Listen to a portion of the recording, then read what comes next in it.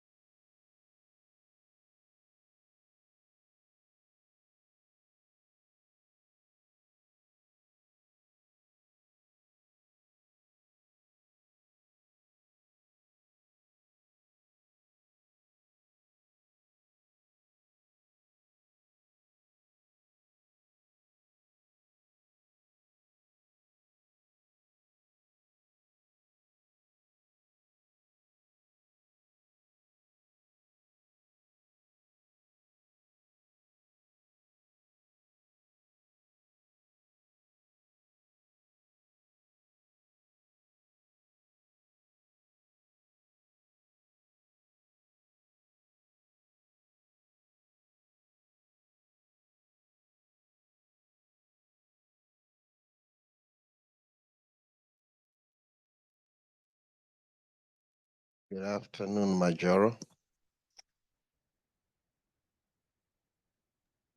Good afternoon to you, sir. How are you?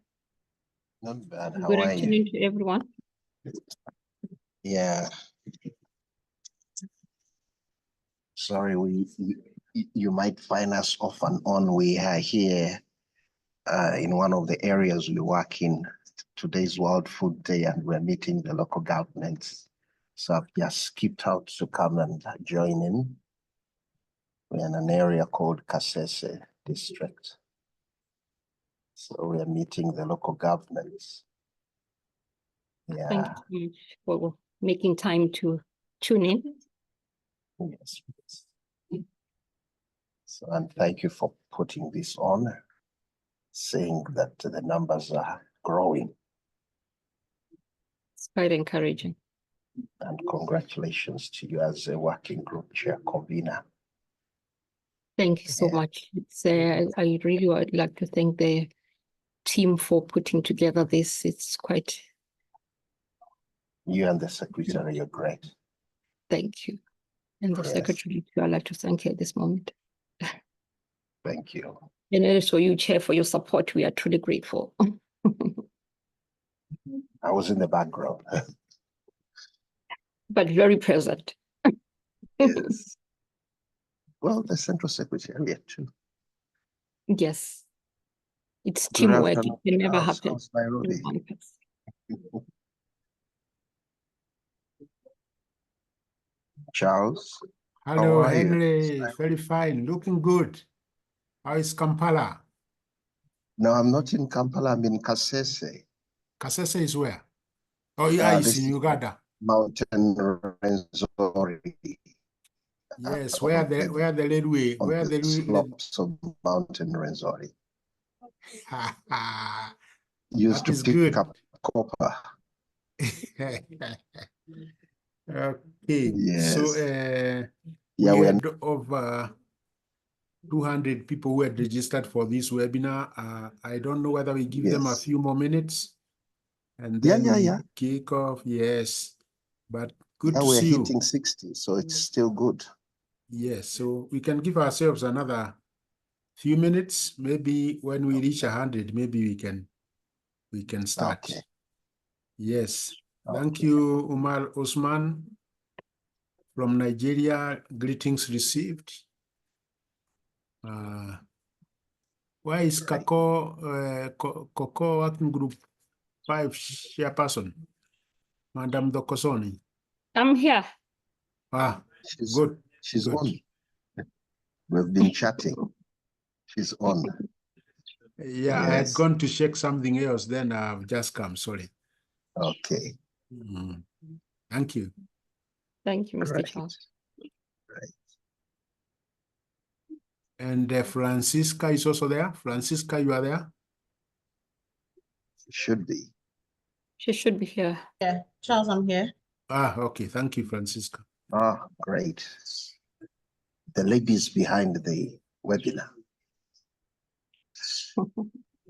Abigail, you're most welcome. Rose, So, most welcome. Francisca, how are you? Francisca, you're welcome. Thank you. How are you? very We are all fine. good. We're fine, thank you. Yes. So, at an appropriate time, Francisca, you call upon the technical director on behalf of the Secretary General to welcome members to the webinar. And then from there, I think you kick off the moderation. Okay. Yeah. So, Okay, so you are going to call on the technical director, right? no, it's the technical director who is going to represent the Secretary General. I'll call the technical director just to alert him, and then I'll ask you as the moderator to invite him. Okay, that's fine. Because you are the one managing the program. Okay. Thank you.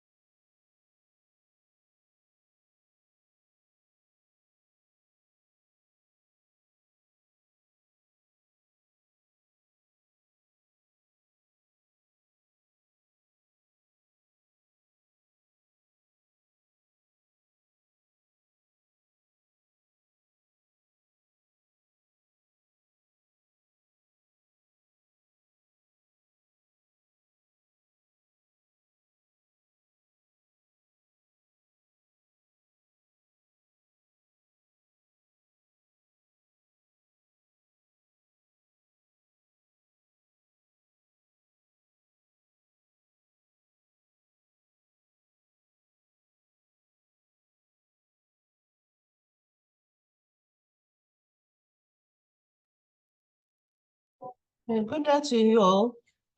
We are waiting for the technical director. As soon as he comes in, we will start the program. Thank you.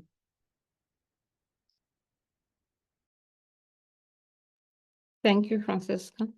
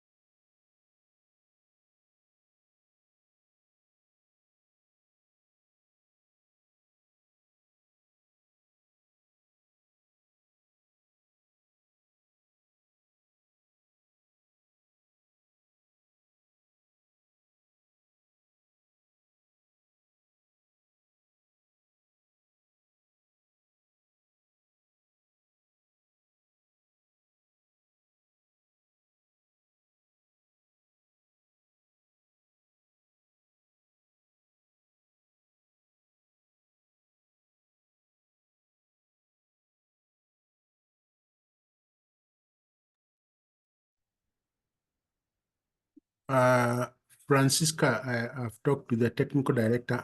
About 209 people had registered for this webinar. So we've agreed when we hit around 100 or so, then we can start. So maybe another 5 minutes or so. Okay, But, noted. Thank you. Yeah.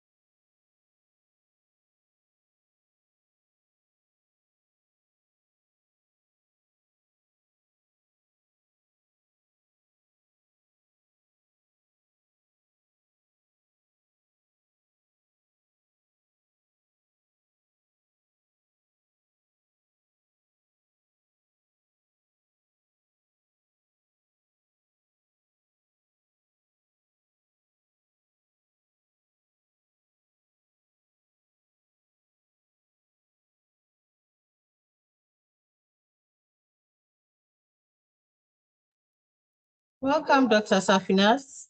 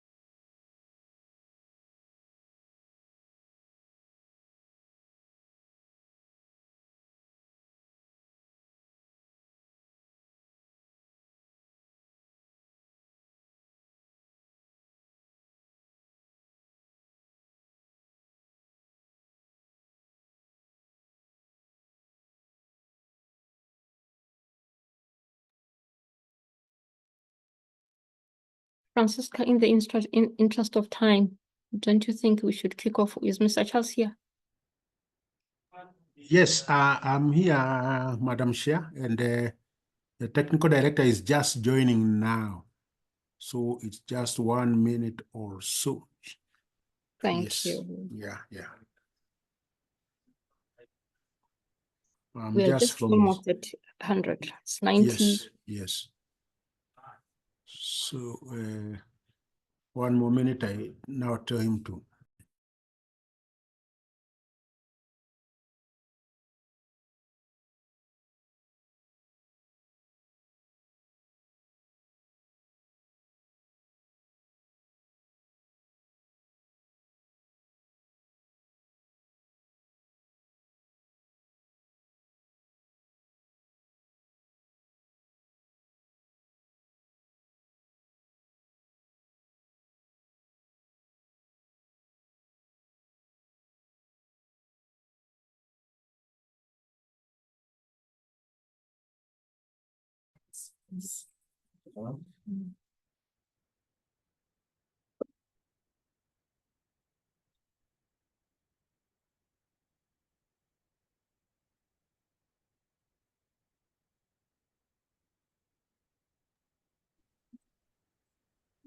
Yeah, Chair, we have hit the 100 mark.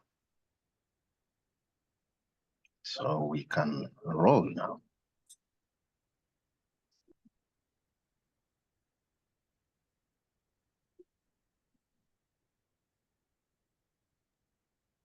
Hey, Charles, do you have TB here?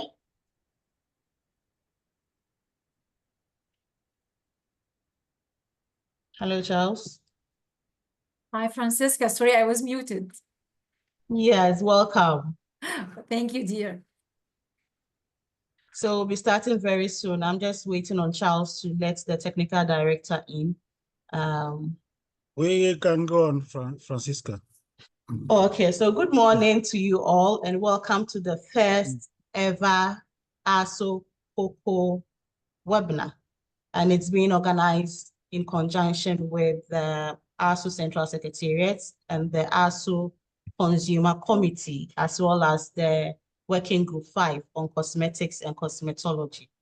I would call on the technical director for ARSO, in the person of Mr. Ruben Gizori, to welcome all of us in place of the Secretary General. So, Mr. Ruben Gizori, Kindly go ahead. Thank you. Yeah, thank you very much. And I take this opportunity to welcome all the participants on board. As you all know, cosmetics are part of the products that are heavily consumed. And I think as consumers, we need to have a word or a say in what they actually contain and share experiences on how we would like them to either be standardized or how safe we want them to be, and a number of other issues. One of the things that we noted, especially when we were surveying, we did a survey on the use of cosmetics in the continent. Is the realization that the consumer information with respect to the cosmetics is very low. And as soon as some people come up with a product and say, this is a nice product that is good for you in this and that way, people embrace it without thinking that perhaps, yes, you did the test within a certain group of people. Now, what would be the implication, or how would the other people behave? And I think this is something that we will need to look at very critically.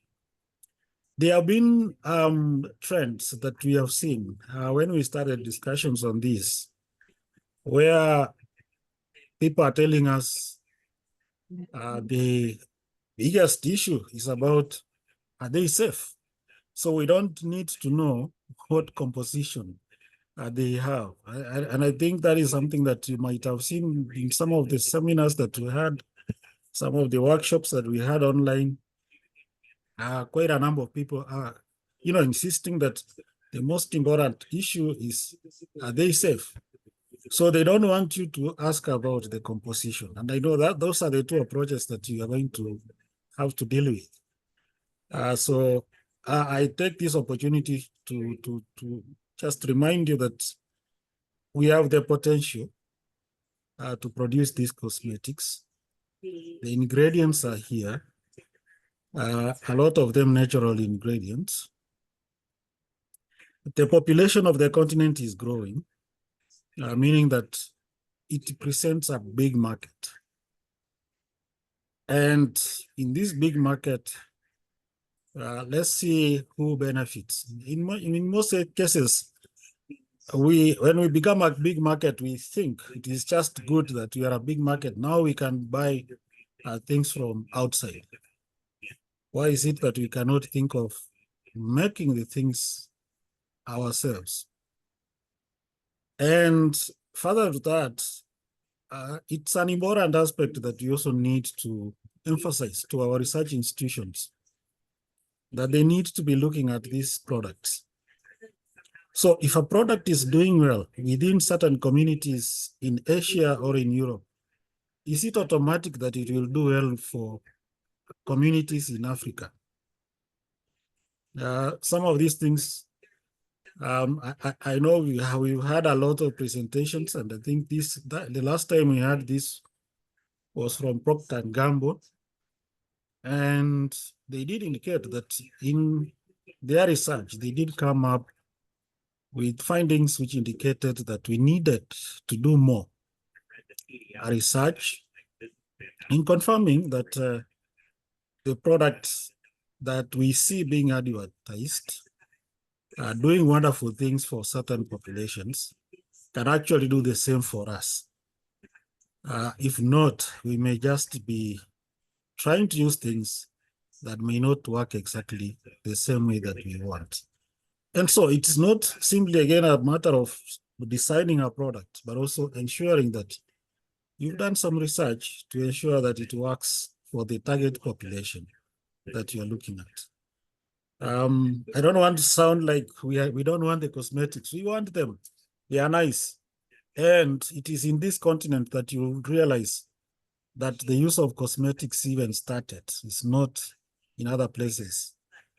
And therefore, we need to ensure we can have a safe product and good products that make us get the kind of feeling or esteem that we would like to get from that product, instead of it making us suspect that perhaps it is also causing some other things on us. I thank you very much, and I welcome you to the webinar, and I look forward to the discussions and follow-ups, because the technical committee is working, the working group is working, and therefore it is important that whatever we come up with, we also translate them into standards or guidelines that will be useful for our consumers. I thank you very much and welcome. Thank you very much, Mr. Ruben Gizori, for your opening remarks. I think that he has set the ball rolling with discussions on what the theme is today. He did mention that we need safe products on the markets. We already have the ingredients on our continent, and we need to ensure that these products are safe for all. I would call upon the convener of Working Group 5, ARSO COCO Working Group 5, in the person of Ms. Thokozani Majuro. Ms. Thokozani Majuro holds a Bachelor of Science degree in Biology and Environmental Science from the University of Botswana. She is a founder and formulator of a natural hair and skincare brand, Perfect Skin and Hair Talk, and also founder and director of Wiggle Worms Botswana. Among other government assignments in Botswana, she has worked as an air pollution inspector and as an environmental education coordinator. She is a member of the Technical Committee on Cosmetics at the Botswana Bureau of Standards and is currently the COCO Working Group 5 convener. I'll call on her to welcome us to this webinar. Thank you. Thank you very much, Francisca, for this beautiful introduction and welcome. Good day to you all. I'm Thokozani, and founder and director of Perfect Skin and Hair Talk, as already said, and convener of ARSO COCO Working Group 5. I would like to express my sincere gratitude to the ARSO Secretary General, Dr. Himojin Sengimana, for hosting this webinar. Let me also recognize and thank the ARSO Technical Director, Mr. Ruben Gizori, who here stands on his behalf. And thank you, Mr. Gizori, for the background information that you've laid so well. To all in attendance, thank you and a very warm welcome to this webinar. We have here our moderator, Ms. Francisca Frimpong, who is also Secretary of ARSO COCO Working Group 5. We have the chairperson of ARSO COCO, Mr. Henry Kimera. We have participants from ARSO member states. And finally, our panel of experts. We have here Dr. Savina Salah from Egypt, Ms. Kisurufete Samson from Botswana, Ms. Ohema Ya Sherwa Ewa from Ghana. In-depth introductions for the panelists will be done as they step up to the e-podium. The theme of this webinar is consumer protection in the cosmetics and through cosmetic industry through standardization. Why is consumer protection in this industry crucial? Every single one of us here got confidence to step out of their dwelling after a close interaction with 1, 2, or more cosmetic and beauty care products. I would say next in daily use, after food and water, is cosmetics. We use cosmetics every single day. The way cosmetics are used, I would say, is feeding the body externally, because what you apply on the skin eventually gets absorbed into the bloodstream. The skin is the largest organ of the body, so we are using cosmetic products, if we are using cosmetic products which are laden with toxic impurities, we simply introduce toxins into our bodies, hence compromising our health. There are beauty care products and services offered out in the streets, and these are a big concern in cosmetology. It is therefore important to regulate products, services, and manufacturing processes through development of quality assurance standards. While there are some cosmetic manufacturers and service providers that do not have quality assurance and quality control and testing processes in place, which can lead to poor quality products and services, there are others in this industry that are conforming to current good manufacturing practices and good hygiene practices, and hence have quality assurance measures and testing procedures with checks and balances in case there arise non-conformity issues. Since the consumer is central in the production and delivery process, standardization provides a means to address the rights of the consumer. The consumer has rights to be educated, rights to safety, rights to be informed, rights to redress, rights to choice, rights to a healthy environment, rights to be heard, rights to satisfaction of basic needs. As ARSO COCO Committee, Consumer Committee Working Group, which deals with cosmetic and cosmetology standard development and harmonization processes, we saw the urgent need to bring the discourse of consumer protection to all stakeholders in the cosmetic and cosmetology industry. This was done by carefully choosing a panel of experts who are well-versed with standardization processes and consumer protection in the industry. It is my hope that we will leave this webinar with a deep understanding and appreciation of the role and importance of standardization in protecting the consumer in the cosmetic and cosmetology space. Once again, I'd like to thank you and welcome you to this webinar.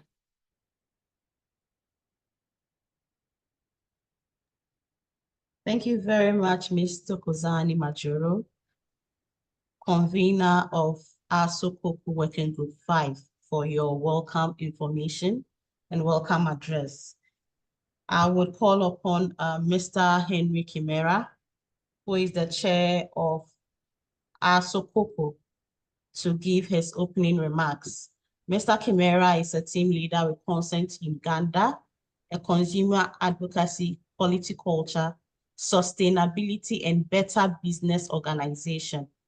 With an educational background in administration and with over 30 years experience as a consumer advocate, serving on organizational committees at national, regional, and international level in areas of food, trade, environment, communication, finance, and utilities, promoting consumer protection agendas in policy, legal, regulatory, and institutional framework.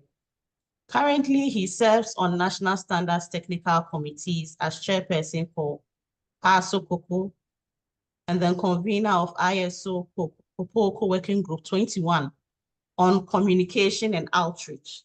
He is a chairperson for Food Safety Coalition in Uganda, a board member, Food Rights Alliance Uganda, and a member of the AU Africa Quality Policy Council. He serves as a Bank of Uganda Governor's Financial Consumer Protection Consultative Group and Financial Literacy Advisory Group. Mr. Henry Kimera, kindly go ahead with your opening remarks. Thank you. Thank you very much, Francisca.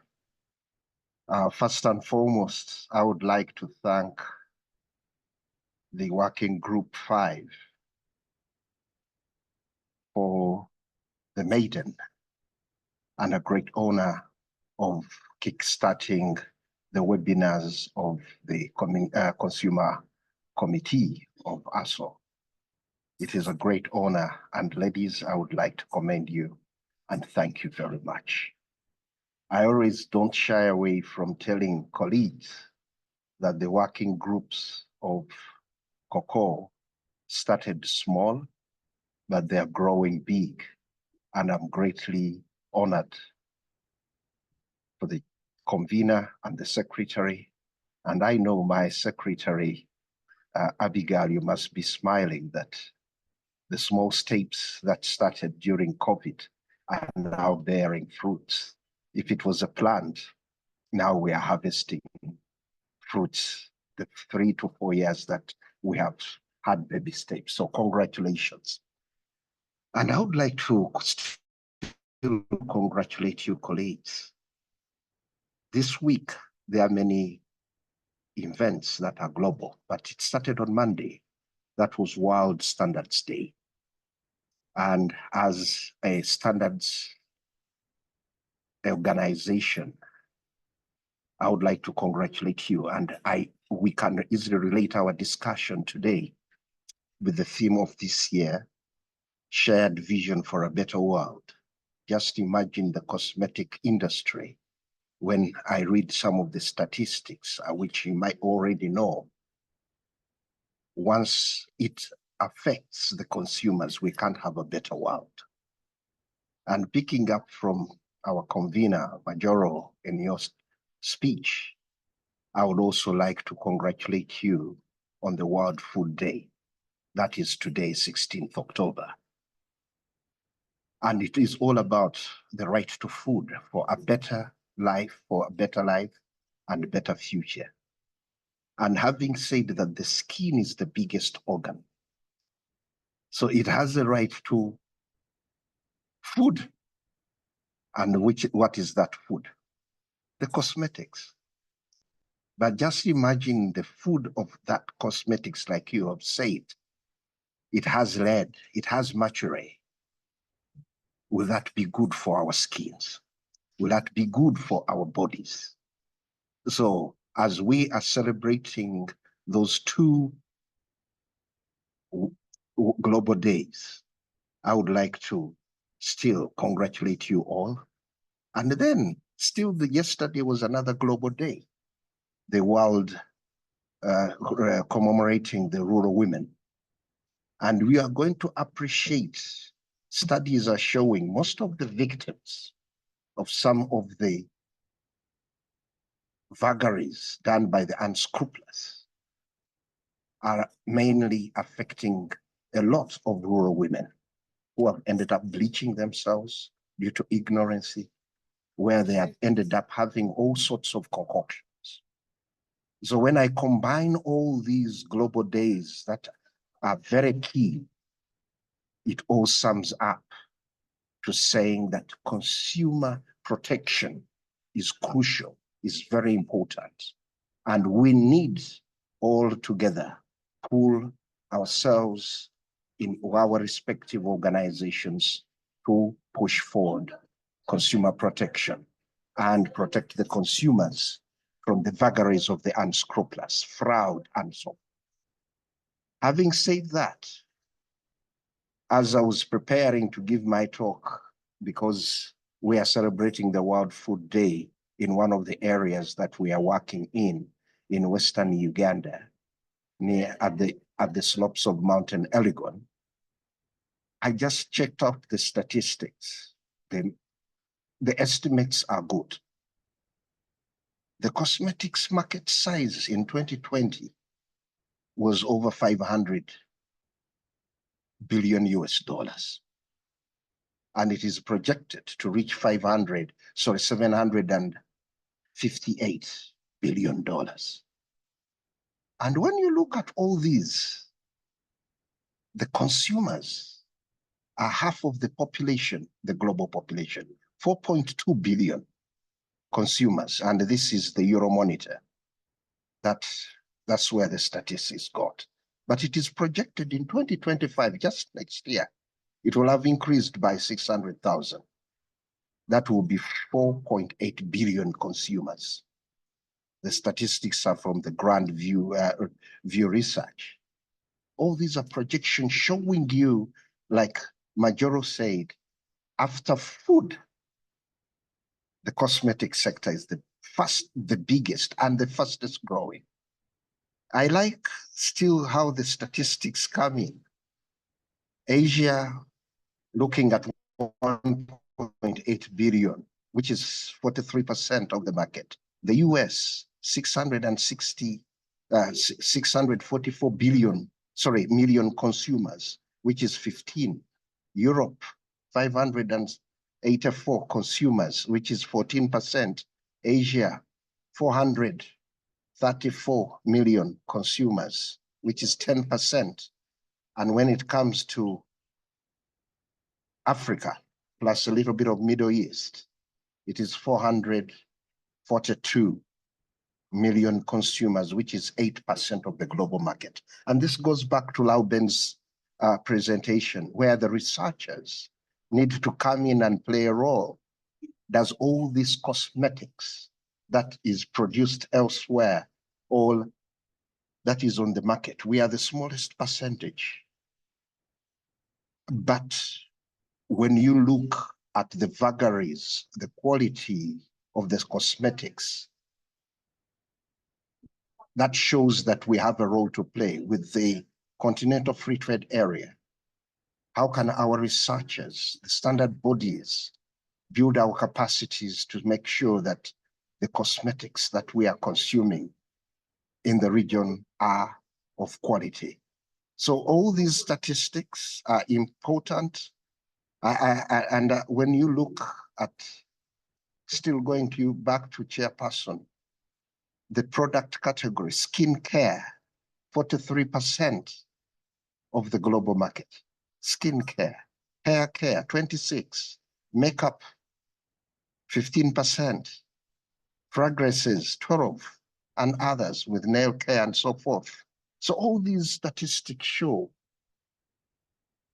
Africa being 1.4 billion consumers, they can contribute big to the market, but they need to have healthy lives. So this is where consumer health is very key, and aspects to do with standards developing, responding to every aspect. I would like to conclude by saying that consumer protection is crucial for our national development, our continental development. If it is not effective, we are going to end up as a sick continent. The other day, yesterday, we were still in another city for Porto, and I was informing the consumers, we were meeting district leaders and others, still commemorating the World Standards Day and the World Food Day. I was telling them, like with cigarettes, some of the gentlemen who might not say, I don't use cosmetics, but you might end up with second-hand effects of, let's say, your partner takes on lipstick or your partner takes on cosmetics that is not safe. You can end up having second-hand effects. So that I would like to say that cosmetics ends up being everyone's business. It is safety is very key. Whether directly or indirectly, we can all get affected. So, Madam Chairperson, those are my many words. I will not say few words, but I just wanted to lay the emphasis that consumer protection is very key, and it shows the wealth of the nation when consumers are productive and they are not sick. They can, once with quality products, they are in position to save and also be more productive. So I wish you the best webinar, and I would like to congratulate you, the convener, the secretary, and the central secretariat for enabling this and pulling it off. Congratulations to you all. Thank you. Thank you very much, Mr. Henry Kimera, for your remarks. I gather from your remarks that consumer protection is crucial for national development as well as continental development. We are a little bit behind schedule, so we'll move straight to the presentations. The first presentation is going to be given by Dr. Sifinas Salah, and she will be touching on understanding regulations, consumer rights, and potential side effects of ingredients used in cosmetic products. We're looking at issues of labeling and ingredient disclosure. Dr. Safina Salah is a regulatory pharmacist with over 20 years experience in cosmetic products regulation. Currently, Dr. Sifinas is a co-lead on manufacturing new products and brands in Egypt for Shalhoub Group. She is involved in the manufacturing process and legal compatibility of the new projects with local regulations, and is a senior regulatory affairs manager for Shalhoub Group. She is a member of the technical committee for cosmetics in the Egyptian Organization for Standards and Quality. She has experience working as a head of variation in cosmetic registration in EDA for more than 10 years, and she played a pivotal role in the successful implementation of cosmetic regulation digital platform. She also played a major role in cosmetic product inspection process in Egypt, and she participated in the Egyptian GMP guidelines for cosmetics to license local manufacturing sites. Her collaborative efforts extend to working with other departments through EDA, that is the Egyptian Drug Authority, and she served as a head of internal audit of the entire organization. So I'll call on Dr. Safinas. Safinas, you have 30 minutes to give your presentation. Thank you. Thank you, dear Francisca, for the great introduction and the warm introduction. I'm really honored, and it's my pleasure to attend such a great webinar. For the first time, I chaired with ARSO and COCO. Thank you for all the attendees for participation in the webinar. Let's start with my introduction for consumer safety in cosmetics and understanding regulations of cosmetic products. Can you share your screen? Okay.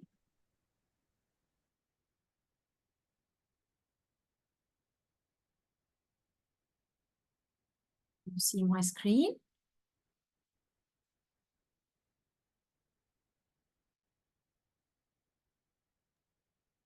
Yes, I can. If it can be the presentation, yeah, it's good. Yeah, thank you. Thank you. Well, first of all, we will talk about the cosmetic product regulation across the world, mainly in Europe. It's the most common regulation that most of the world follow. In Europe, production, packaging, distribution, and sale of cosmetic products in Europe usually regulated under the EU Directive number 1223 for the year 2009. This regulation mainly to protect consumer safety, provide a standard definition of cosmetic products, and include provision to ensure product safety from multiple perspectives, like manufacturing process, ingredients control, inspection, mandatory labeling requirements, which must be presented in the language where the product is sold. The directive is considered as a complete and protective legislation, and many other countries follow the directive, like some of the South American countries, including Brazil, Argentina, Asian states like Singapore, Malaysia, Vietnam, Philippines, Indonesia, even GCC countries and like Saudi Arabia, and in Egypt also, in my country, South Africa, and also Turkey. To be compliant during the EU community for cosmetic products, you must submit a PIF file, a product information file that contain all the safety report for each and every detail and each and every ingredient for the cosmetic product, signed by a safety assessor. You will obtain an EU registration number, and there is a responsible person for each and every cosmetic product within the EU. From the EU, we will move to Australia, which is more restricted even than EU in its regulation for cosmetic products. In EU, there is two channels. Usually, it's one of them. It's the Australian Industrial Chemicals Introduction Scheme, AICIS, which is responsible for regulating ingredients. They have a portal for all ingredients accepted by this association. If the ingredient is not mentioned in this association, you must submit a technical dossier for toxicological report for the ingredient to be approved in Australia. Also, there is the Australian Competition and Consumer Commission, ACCC, that regulate label requirement. This is a specific association in Australia to just regulate the label and claim and be sure that each and every word on each cosmetic product sold in Australia is comply to the product itself. Moving from Australia to US. US in 2022 introduced a new entity. It's called MOCRA for Cosmetic Products Regulation. It's under the umbrella of the FDA. MOCRA, it's the Modernization of Cosmetic Regulation Act. This act considered as the major federal revision regulation in line with other consumer product overseen by the FDA.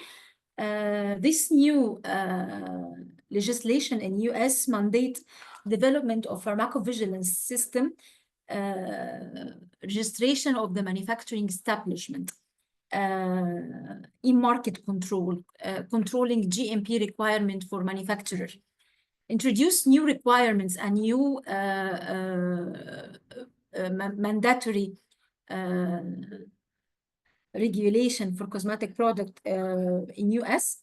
It grants the FDA power to mandate the recalls of cosmetic product and suspend registration of any violated cosmetic product found in the US. In our Middle East, in GCC countries and in Egypt as well, in GCC cosmetic product to be marketed, it has to meet the requirement of the GSO standards 1943 for the 2016, which focused on product safety, and GSO number 2528 for 2016, which focused on claims. GCC regulation, both standards are aligned closely to the EU directive number 1223 for the year 2009. Also in my country, in Egypt, there is a notification system for cosmetic products through the portal in our regulatory body in Egypt. It's the Egyptian Drug Authority. Cosmetic products are registered in Egypt, inspected, and the manufacturing site inspected and get their license through the EDA, controlling the GMP. And also this is comply with the EU Directive 1223.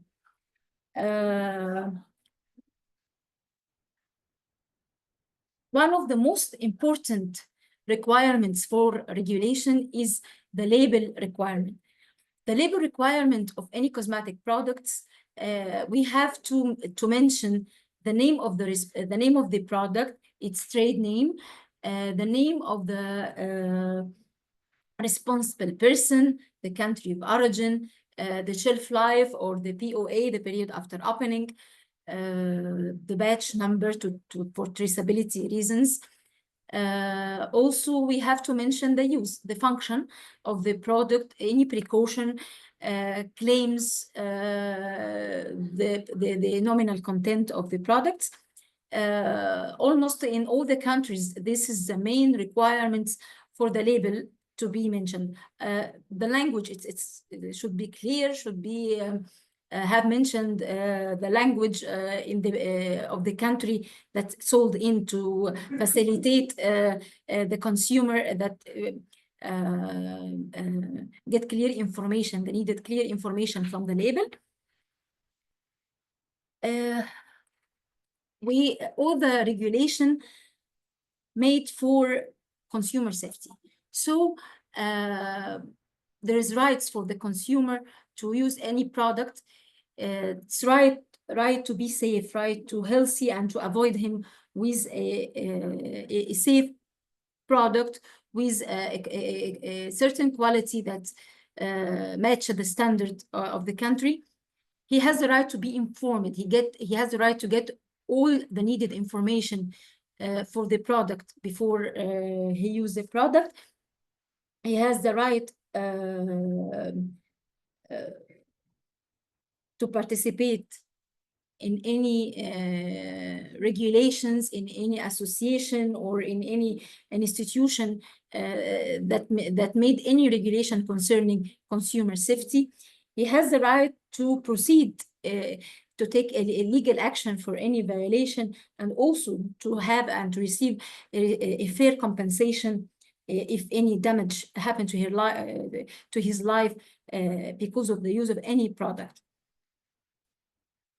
Is there any exploitation made in the marketplace by the use of cosmetic product? Yes, there are various forms of exploitation made in marketplace. One of it's unfair trade practice, like if a product is adulterated or defective and it's be sold in the market, if false advertising material, which one of the most important violation of cosmetic product, that deceiving the customers by receiving negative messages to the customer, misleading him. This is one of the most exploitation happened in the marketplace. One of the biggest example happened for the consumer safety during the past year, like the case of Johnson & Johnson baby powder. Johnson & Johnson baby powder, it's talc powder, 99.8%, and all of the world heard about the famous case that happened, that it's American woman get ovarian cancer at the age of 59 with continuous from continuous use of the baby powder that's found to be contaminated with asbestos for long years. And the company forced it to pay $72 million and lose the lawsuit. But unfortunately, the lady died of the ovarian cancer. And this is one of the most defects happened in the past year from the use of cosmetic products. The case diagnosed in spring of 2013 and ends in February 2016 by losing the case from the company.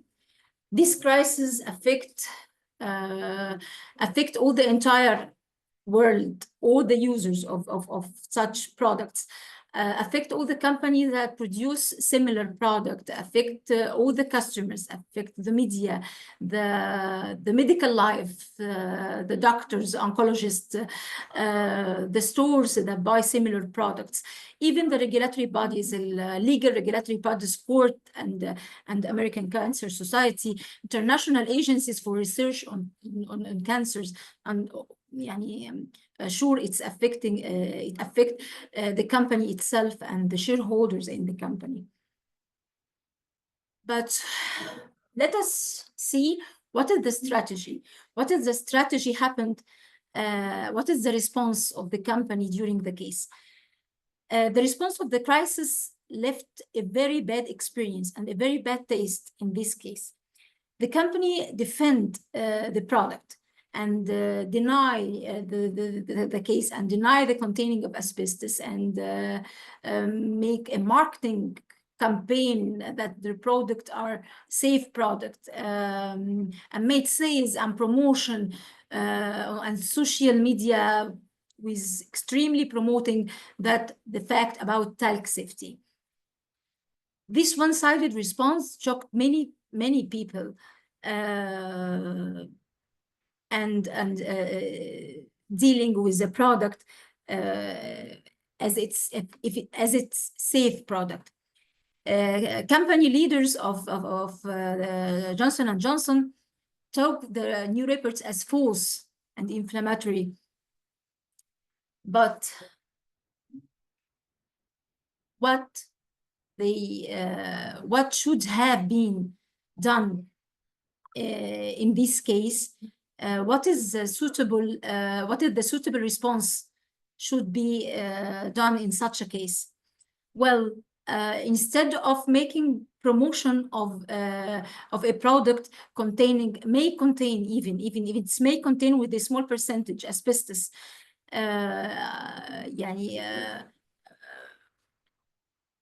Use alternative product. We can use the cornstarch powder promotion and remove the talc powder from the market, even gradually. Investigate the case. Preventive action taking instead of just defend the company and deny the case. This is against the consumer safety. There must be responses from the governments through the world. There must be more response to save the customers. This is one of the most violation happened in the cosmetic products in the past years. Also, one of the other specific examples about lightning product, which is a dream of many women and many even men and women through the world, to treat any discoloration problems by using whitening or lightening or bleaching skin products. According to RABEX, 26.3% of all violation of skin lightening products occur in the EU. It's happened from containing three substances: hydroquinone, mercury, clobetasol or steroids. Once this substance is found, it made a threat to your skin. Let us see a small video to discuss that explain the harmful side effect of using of the lightning product in the wrong way, like we used to. There's many products on the market which claim to be able to lighten your skin, but do any of them actually work? And what are the safety implications of using them?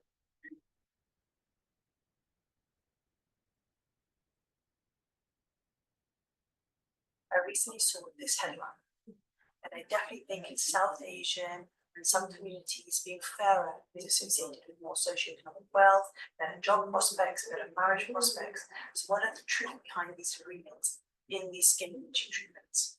Often we find ingredients include mercury, hydroquinone, steroids, and these can all have potential side effects, especially with prolonged use. Skin bleaching usually refers to the use of products to lighten the overall skin tone. These products can come in creams, soaps, tablets, sprays, lots of different methods. When we're born, we're programmed a certain color, and this is part of our DNA. This is really hard to change, and this will be your color throughout your life. If we are naturally one color and we go in the sun and we get hyperpigmentation, melasma, we get a tan, these changes are easier to reverse. Normally ways of reversing this is chemical peels, lasers, and this is reverting your hyperpigmentation or your excess color from melanin back to your normal color, which is your baseline color. So it's different to lightening your overall skin tone. When I was in Namibia, I got a lot of sun exposure, and this means my skin color definitely changed. It got darker. However, it does revert back to its normal type, and that's often with using sunscreen, using brightening products like vitamin C and niacinamide. You do generally go back to your baseline color if you avoid getting tan in the future. If I'd stayed in Namibia, I might be a different color to what I am now. When I was young, I definitely heard terms like don't go in the sun for too long, it will get really dark. In the South Asian and African communities, it's generally thought that lighter skin tones have more socioeconomic prospects, job prospects, marriage proposals, they have a better financial life. It's therefore believed with lighter skin types, you'll have more personal and professional success. How do skin lightening treatments work? Well, skin lightening treatments aim to disrupt the production of melanin. Melanin is what gives your skin color. This is where the pigment comes from. There's chemicals like mercury, hydroquinone, high potent steroids, and these can all have serious side effects. In this study by Northwestern University, the most surprising finding was the lack of awareness of ingredients in products being purchased over the counter and their potential detrimental effects. In 2020, the FDA reported serious side effects from the use of hydroquinone, such as skin color changes, rashes, and facial swelling. In this table here, you can see the different strengths of mercury and hydroquinone in different over-the-counter products. Often mercury in hydroquinone was not declared on the label. There have been cases in which people exposed to the products have had mercury poisoning or elevated levels of mercury in their bodies. Symptoms and signs of mercury poisoning include irritability, shyness, tremors, memory problems, changes in vision and hearing, numbness and tingling in hands. Another component in skin bleaching treatments often includes potent steroids. In this study done in India, out of the 6,700 patients, we said the main reason for using topical steroids was to lighten skin color and treat melasma and suntan. Acne was the most reported side effects. Topical steroids are used in skin lighteners due to their potent bleaching actions and their anti-inflammatory activity, which can reduce the risk of dermatitis, which is a skin complication, when used with other irritating skin lightening agents. So often we find that steroids are mixed in skin lightening ingredients to reduce the risk of dermatitis or skin reactions. Unfortunately, they found that the steroids used were often potent or very potent steroids. Bruising, thinning skin, diabetes, Cushing syndrome. How do dermatologists lighten your skin? Well, if you have a condition called melasma or hyperpigmentation, hydroquinone is used and it is an effective treatment against melasma. It's important to note when a dermatologist gives it, they're aware of strengths for your skin tone, they're aware of side effects, they're aware to look out for irritation or any problems that you're having on this treatment and to avoid prolonged use. As dermatologists are trained to manage complications and give advice to you on the right strength, they can avoid these side effects. If you buy these ingredients over the counter and they're not monitored by dermatologists, that's when you will get the side effects. What are over-the-counter methods to lighten your skin? If you've got hyperpigmentation or a tan and you want to go back to your normal skin type, that's when skin lightening or skin brightening treatments can be bought over the counter safely. Often they can include ingredients such as vitamin C, niacinamide. These can help increase the radiance of your skin, and it's something I use in my routine regularly. When I'm in the sun for long periods of time, I notice I get hyperpigmentation here, and generally if I start to use sunscreen, vitamin C, and make sure I am looking after my skin, the hyperpigmentation will go away. In this case study, it looked into a 29-year-old who was using topical hydroquinone recommended by a beautician to her. She used the cream regularly for 2 years, and this led to a lighter complexion. However, when she stopped, she noticed that pigmentation came back. So she decided to continue using the cream, and pigmentation persisted and became more prominent. In the end, she was diagnosed with a rare condition called. It's important to be aware of these rare side effects because prolonged use can lead to permanent pigmentation. This condition can present as a bluish black pigmentation in places where you're applying it, places like your face or your arms, so places exposed to the chemical. Nigeria has declared skin lightening as a health emergency. Skin lightening is built with serious health implications. The dangers of pregnant women were even being sold these products and being told that they would help lighten the color of their unborn baby. In fact, there's even been reports of these creams being used in 5- and 6-year-olds and children coming in with skin complications as a result of these creams. Thank you for watching this video on the effects of skin bleaching treatments. So the key. Well, from this video, we see that the lightening products contain, for example, hydroquinone, and what is the effect of a substance like hydroquinone on the skin. So the consumer must be aware. We have lack of awareness for the customers. Must be awareness through social media, through different platforms to reach each and every consumer. How to read the label, how to protect himself from misleading, how to get the information, how to choose the best over-the-counter product without if he not use a physician to use the product. What is the dangers of using such products? So if there is enough awareness for the customers, we will decrease a lot of dangers caused by use of products like the one shown in the video.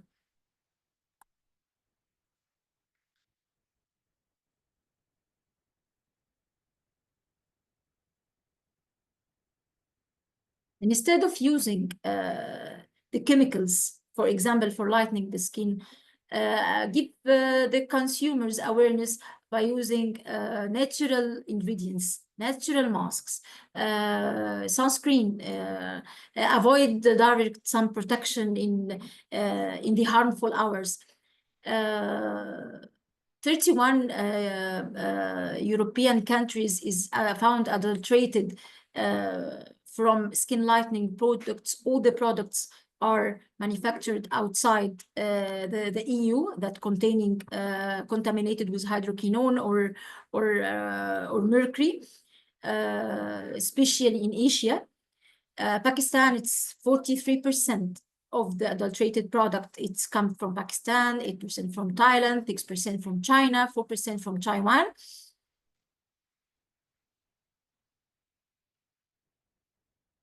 And we saw the hazardness caused by such ingredients. The FDA received report from serious side effects from the use of hydroquinone, rash, face swelling, permanent skin discoloration, and mercury. It's highly toxic metal that damage the nervous, digestive, and immune system. When we teach the consumer and give awareness session how to read the label, how to read if it's contain mercury, how to avoid the handmade labels, the label written in language not English and not the mother tongue of the country where the product sold. If there is any violation, we should enhance pharmacovigilance, cosmetovigilance in each country to make reporting of any violation of anything happen against safety, against consumer safety, should be reported and should be take immediate action against the product, suspend of the product license, or even recall the product, and also made preventive action to try to prevent product to be if there is any harmful contaminant it will contain. Another product in the lightening product, another ingredient, it's alpha-arbutin. Alpha-arbutin, it's not banned product, it's not banned, or it's not byproduct or contaminant. It's approved ingredient, but it's approved in a certain concentration, shouldn't exceed this concentration. We should, in all our countries, made a quantitative analysis for this product to ensure that they contain the percent. This is the rule of the regulatory bodies. Almost it will make human sensitization if it exceed the percent, the approved percent. It will make dermal sensitization during use the product.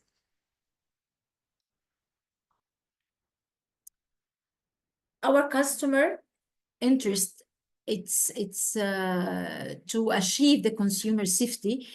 There is different entities should be cooperate together. The government to put the specific regulation that ensure the safety of the consumer, which is almost all of the country had its regulation of cosmetic products. The company and the industry, it should invest more for cosmetovigilance to provide more protection and more safety of the customer. international organizations and pressure groups should push for having awareness session. Consumer protection agencies across all the countries should have a more mandate rules and more action and penalties to avoid any dangerous ingredients or any product, any adulterated product or any product concerned with the health of the human being to be sold in any country. This is an example of one of the awareness. It may be through media platforms to try to teach consumers in a very simple way what use and what do not use. This is for her to let them aware for skin, for hair straightener, for paraphenyldiamine and what it will cause if we use a product containing such material. Try to direct the consumer to large natural ingredients. Try to teach the consumers about vegan slogan, about go green sustainability products, about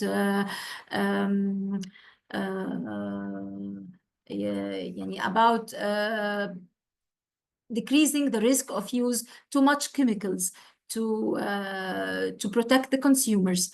The aim of all of us is to maintain a level of consumer safety. Thank you all. I wish you could interested with the presentation. Thank you all.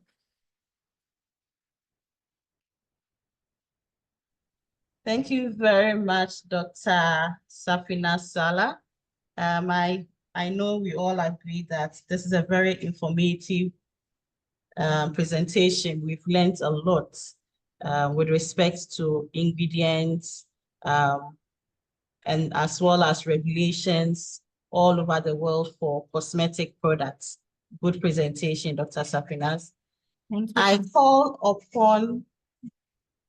I call upon Ms. Kisolofeti Sampson, a regulatory pharmacist with over 6 years experience in regulation. Currently, she is a manager for complementary medicine and cosmetics at Botswana Medicine Regulatory Authority under the Department of Product Evaluation and Registration. As the complementary medicine manager, Ms. Kisolofeti has played a pivotal role in overseeing the successful implementation of strategic projects, such as the registration process, cosmetic strategy, and the registration of complementary medicines. Her collaborative efforts extend to working with other departments for the execution of the cosmetic strategy and the regulation of complementary medicines. Notably, she serves as the vice chairperson of the Cosmetics Technical Group for Cosmetics in BOS and acts as the secretary of the Food Medicine Borderline Technical Working Group. Proud to join BOMRA, Ms. Kisolofeti worked as a hospital pharmacist at Nyangui Hospital for almost 2 years. She holds a bachelor degree in pharmacy from Nelson Mandela Metropolitan University. Ms. Sampson has completed a certificate in phytomedicine and natural products through Enterprises, University of Pretoria. Additionally, she completed an intensive business management skills training course for junior management level through German Corporation and Joint Minds Consult. This afternoon, Ms. Kisolofeti Sampson will be talking on the value of cosmetic standards for consumers. Ms. Sampson, kindly go ahead. Thank you.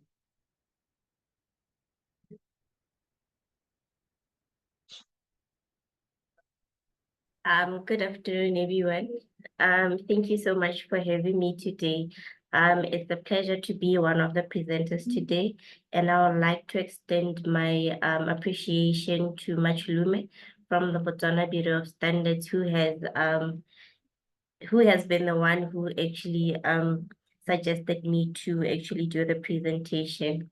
So before I go into my presentation, let me just off the video so I can maybe save on the bandwidth and we don't lose on connectivity. And then just let me know if you can see my slide.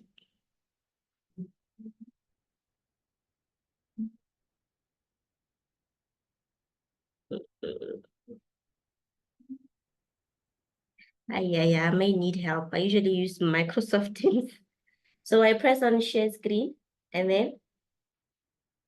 Yes, please. So you share your screen. Okay. It's giving me an option of advanced sharing options. Who can share? So you press on the share screen and then you click on the presentation. It should work.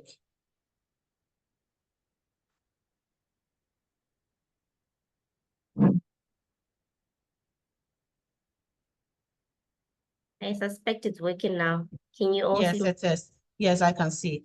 Kindly put it in slide mode. All right. How is it now? Yeah, it's good. Yeah. That's good. Okay, thank you so much. Please, you have 20 minutes for your presentation. Kindly be guided. Thank you. I have how much? 20 minutes. 30. Okay, 20. 20. Yeah. Oh, 20. Yeah. Okay, that's fine. I think I have enough slides for 20 or less. Okay, thank you. Yeah. So I'm going to be presenting on the value of standardization or standards to consumers. So I think I've been introduced so far. I'm trying to get rid of something here on my slide. Okay, apologies. Thank you so much. So what I'm going to be covering today, I'll just have a brief introduction where I'll state a few sentences, but I believe the speakers today have already highlighted some of the points that I'll just bring forth. And then from there, I'm going to speak on what a cosmetic is, according to the definition of Botswana. And then I'm going to speak on cosmetic standards. I won't go into detail as to the ones that you already have, but I'll just speak to the importance of the standards, how they protect consumers, and the role of regulatory bodies, which would be the Botswana Bureau of Standards or BOPS, together with the Botswana Medicines Regulatory Authority. I'll move on to consumer protection through standardization and what now the cosmetic industry would benefit from standardization. And then I'll just briefly go through a case study, and then I'll go on to how the future of cosmetic standards possibly looks like. So I believe the speaker, I think was giving welcome remarks, Mr. Henry, spoke a lot on the statistics which were giving effect to how the cosmetic industry is expanding within the continent. And there's also a demand for it, and the supply is also there. So beauty products and personal care products have been found to be increasing in Africa.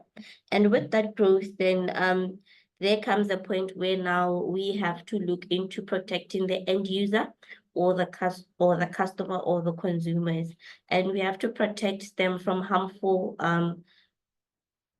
products which would contain ingredients that will be either above the limit, like there was the previous speaker was speaking about alpha butane, where there's a restriction to how much you can use. So we should make sure that that is complied to. Also make sure that within the manufacturing of the product, quality standards are also observed. So once all of that is done, then you find that cosmetic standards would assist in terms of making sure that there's product safety, and then the consumers are protected in terms of health-wise. The effects that were stated in the video that we just watched would be protected from. And then also there'll be trust between local and imported products across the continent. So standardization across either the nation and expanding to even all regions of the continent would be much more preferable. And therefore, if that is observed, we're going to be having safe and quality products, which would have the adequate labeling that would guide enough consumers as to how they can use the product and how to protect themselves, where there are some precautions to observe. And that would in turn then also promote the industry growth. So what I'll get into first would be the definition of a cosmetic from the Medicines and Related Substances Act of 2013, which is the legislation that guides us here in BOMRA. So a cosmetic would be any substance or mixture of substances manufactured, sold, or represented for use by rubbing, pouring, spraying, or applying by any other means to the human body for the purpose of cleaning, beautifying, or altering their appearance, and any article intended for use as a component of a cosmetic. So this borrowed a lot from the EU. It has been stated that it's one that has been long standing as a reference for most countries. I'll now get into what cosmetic standards would be, but I'll first start with what a standard would be. So according to the ARSO definition, a standard would be a document that would be established by consensus and approved by a recognized body. From the Botswana perspective, that would be Botswana Bureau of Standards, so that would be BOPS. And that will provide also common repeated use and so that will provide common and repeated use rules, guidelines for activities or their results aimed at achievement of the optimum degree of order in a given text. So we work together with the BOP standards to develop on the standards that would be used to guide the industry on what will be required in terms of a cosmetic formulation. We've so far been working on the marula oil standard. We've worked on some hair oil standards. I think at some point we also touched on your scrubs. And then there's also the area that would be mostly covered in terms of standards outside of what I just spoke to. At high level, it would be ingredients, whether the ingredients that are being put into the cosmetic are prohibited, or if they're not prohibited, are they restricted? So it will be for the manufacturer to know that the product that they are actually manufacturing does not have any prohibited or restricted beyond use. And from our side, we have adopted the BOP standard, which would be called BOS 688, Part 1 and Part 2, which would be speaking to those. And then there's also a part on manufacturing standards, which ensures that these products, when they are manufactured, there is good hygiene practices that are being observed, and also good manufacturing practices where possible. So this, at the moment, we're not yet exploring it in Botswana, but it's something that we're looking into facilitating or looking into for the future. And then there's labeling and packaging, which gives a clear and accurate labeling to inform the consumer on how they can use the product. So this, we do have labeling standards that we've developed through BOPS, and also within the authority, we're coming up with the minimum guideline, just so that there's something in place for reference for the consumers.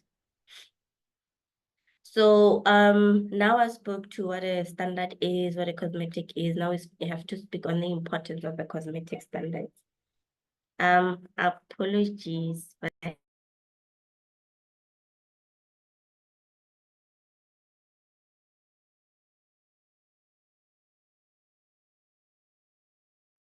Apologies, I'm in the office, so calls come in. So I was now speaking to the importance of cosmetic standards, and I'll just highlight that they ensure that the product suits its intended purpose, and then it will enhance the safety of products and services. And then it also sets a foundation for improvement of products and service quality. But more and above and beyond what I'm stating, the end result would be protecting the consumer health. So I believe there was a video that was shared with us, and from that video, what we can take from it is that if we were to use products that don't necessarily have okay, let me take it from here. If we have requirements that are standard and everyone knows what is expected of them in terms of the manufacturer and the the end user also knows what to look out for when they are buying cosmetic products, then we are now looking into making sure that everyone is protected in terms of consumer health. And that, in essence, reduces a lot in terms of now the effects of getting any side effects or adverse reactions from cosmetics. So in essence, conditions that will come about can be expensive. So we're trying to protect consumers from going to that extent. And then it also ensures that there's product quality and trust, where we all know that we have standards in place that we all have to follow as manufacturers or as distributors.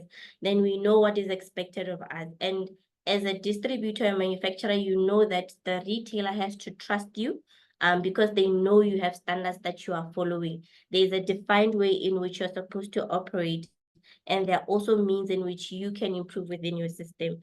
So through that, then there's trust and improved quality of products that are then done. So you find that within our country, we have upcoming markets or upcoming people who are interested in cosmetics. And when you provide them with standards, it gives them a platform of where to start. And that gives them confidence into also looking into how then to approach where they're also getting their raw materials.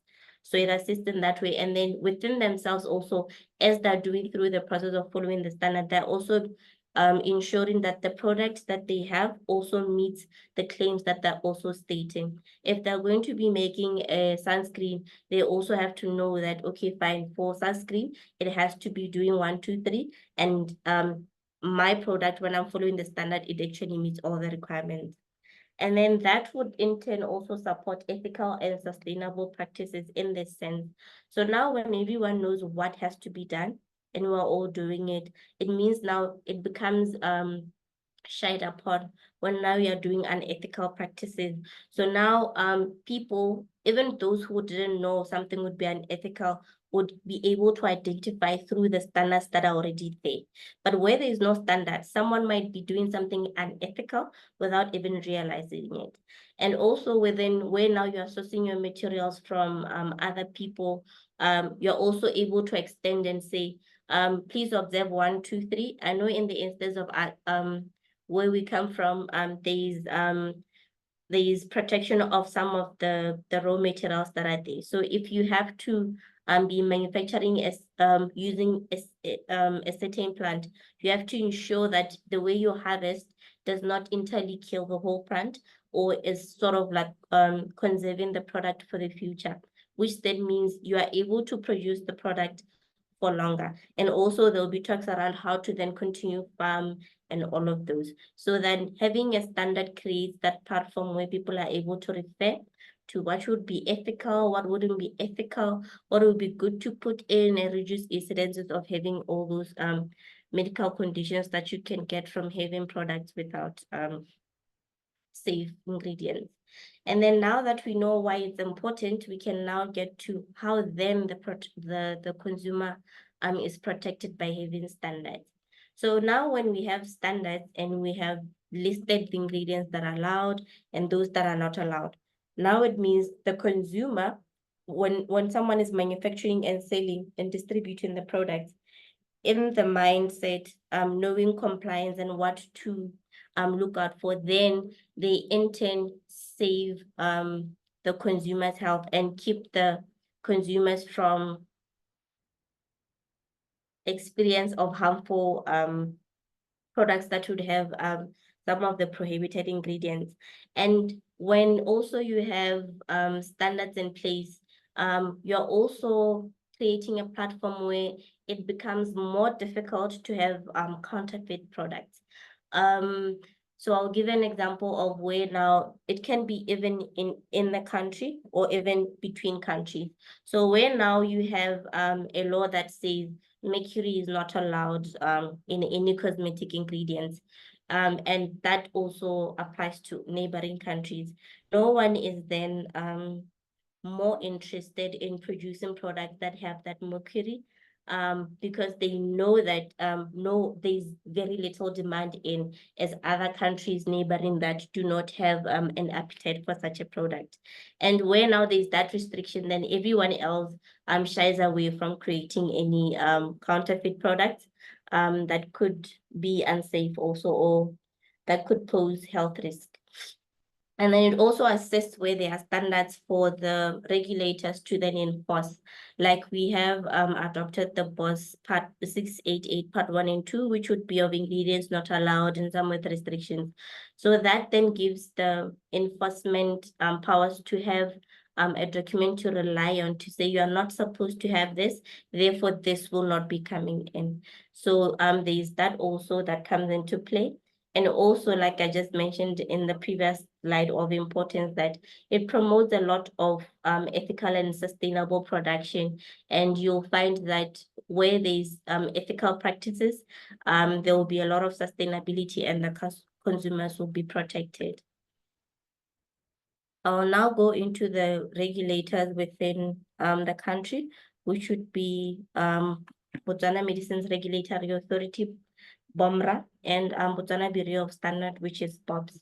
So Botswana BOMRA would be a regulator in the sense that they regulate and would essence even define what a cosmetic would be, and would have a lot to do with safety and quality of cosmetics, ensuring that the ingredients that are within the formulations would comply within the health regulations. And like I've already stated, we have done that through adopting the standard that has been created through BOBS. So now BOBS will then set the standard and enforce the standard, either voluntary or involuntary. But when now a regulator comes in to make that standard, what we have adopted it, then it becomes mandatory for everyone to abide by it.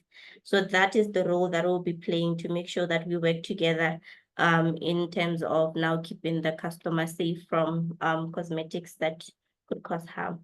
And then how do we then protect the consumer through standardization?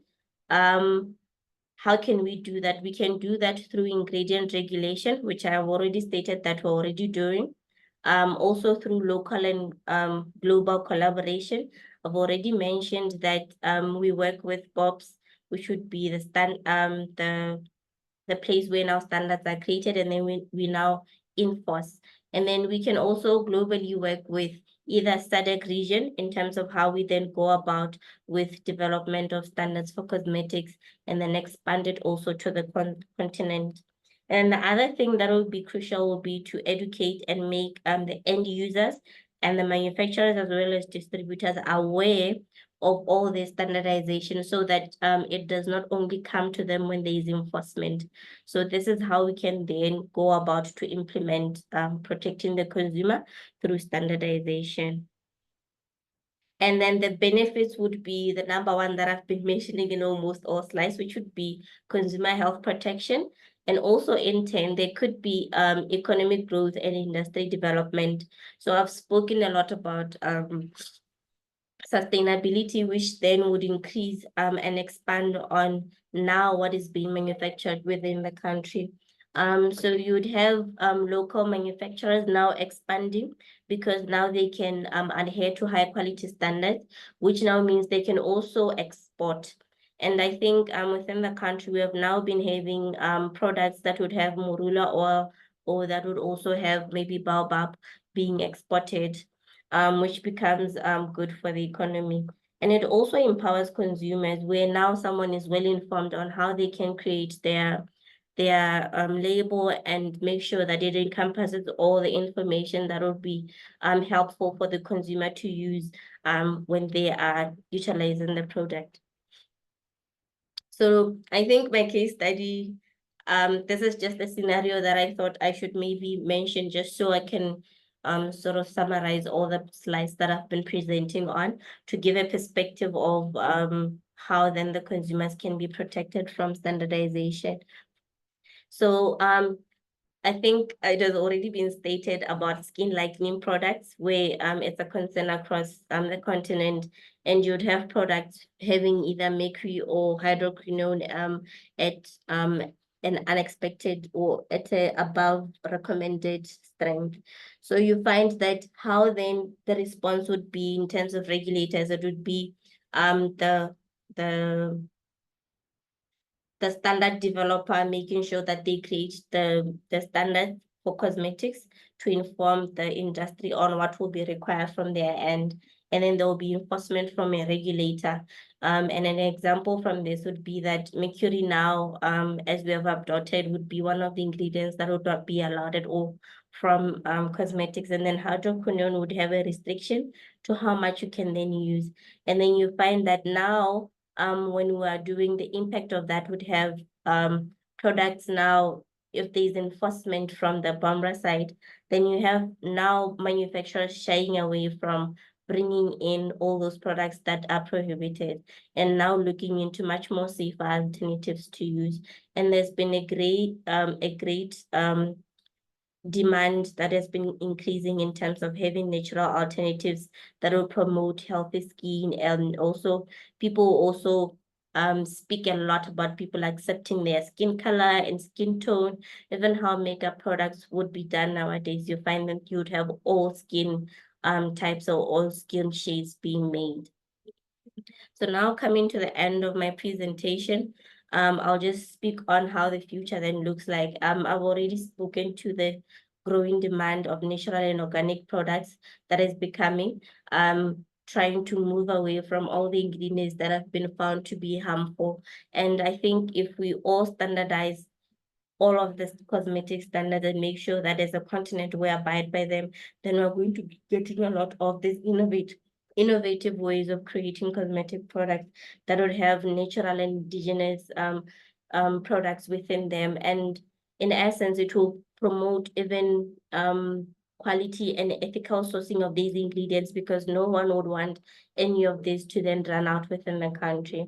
And then there is also strengthening of enforcement and regulations. I think we've also seen the perspective of Egypt. We're also working on strengthening the regulations that we have.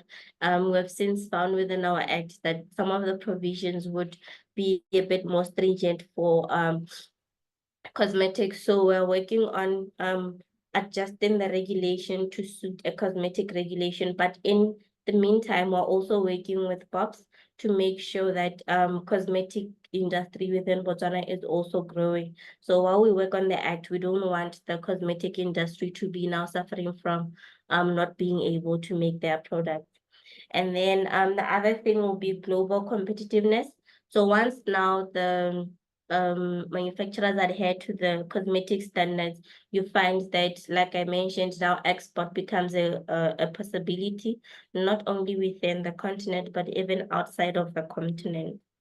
So in essence, all I've been saying throughout the presentation is that cosmetic standards are essential for ensuring consumer safety and protecting health of consumers and end users. And I think there was also a speaker who mentioned that it's not only on the person who's using the cosmetics, it also extends to people who are also working with that person. For example, I've read about mercury, where now there are mercury vapors that can be inhaled, and sometimes even with interchangeable use of your face cloths or towels, then you find that you are also exposed to that kind. So it's for everyone to worry about, and not necessarily only the females who are using the cosmetics. And then regulatory bodies would play an essential role in ensuring that both locally produced and imported cosmetics meet the safety and quality standards. And that the cosmetic industry in Africa continues to grow. Maintaining and enhancing these standards will be vital for consumer protection, economic growth, and industry sustainability. And then this then calls for us to support and promote the use of cosmetic standards to ensure safer, high quality products for all consumers across Africa. Thank you so much for your attention and for the opportunity for me to make this presentation. That brings me to the end of my presentation. Thank you. Thank you very much, Ms. Kisolofeti Samson, for your presentation. We are a little bit behind time, I would call on the next speaker in the person of Ms. Ohima Yasewa Triwa Iwa. She will be speaking on consumer protection in the cosmetic and cosmetology industry through standardization. Ms. Ohima Yasewa Triwa is a leading cosmetology expert and a prominent figure in the technical vocational education and training, specializing in beauty therapy. With over a decade of experience, she has significantly contributed to raising educational standards in the cosmetology industry. Her expertise in curriculum development, instructional design, educational leadership, and teacher training has made her a strong advocate for implementing industry standards and regulations. As CEO of Oyster Technical Institute, Ms. Ewa has integrated technology and best practices into vocational training, enhancing student outcomes. The Institute serves school leavers, dropouts, and master craftspeople, emphasizing quality education in beauty therapy. In recognition of her work, Ms. Ewa received the TVET Excellence Award in 2021 for the Best Cosmetology Training Provider in Ghana, and the Education Heroes Award by the Leaders Without Borders in Dubai. As president of Professional Women in Tibet, she actively supports women in vocational education, highlighting the importance of industry standards. She also serves as a member of the Beauty and Wellness Sector Skill Body of Ghana, secretary of the Association of Cosmetology Schools Ghana, and a member of the Beauty Therapy Curriculum Team for the Commission for Tibet. Ms. Ewa holds an MA in Educational Leadership from the University College of Education, Kumasi, and a BA in Integrated Arts from Kwame Nkrumah University of Science and Technology. She has also a higher diploma in beauty therapy from FC College, a diploma in education, a customer service certificate from the Institute of Commercial Management UK, and an entrepreneurship and leadership certificate from the European International Business School, CERFS, in China. Currently, she is pursuing an MSc in Vocational Education and Innovation at the Technical University of Munich. Ms. Ohima Yasewa Triwa, kindly go ahead with your presentation. Thank you.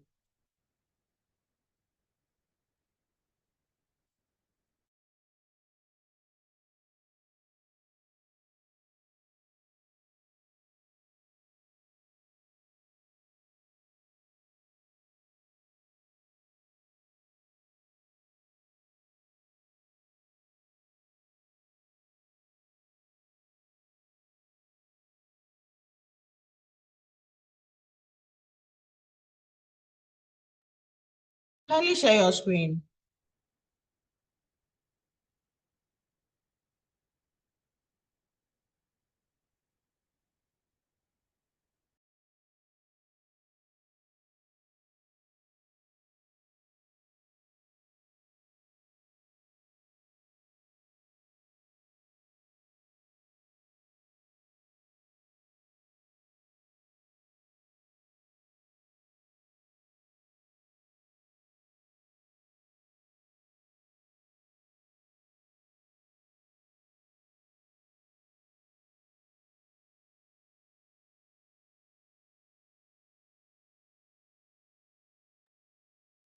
Ms. Ohima, can you go ahead and share your screen?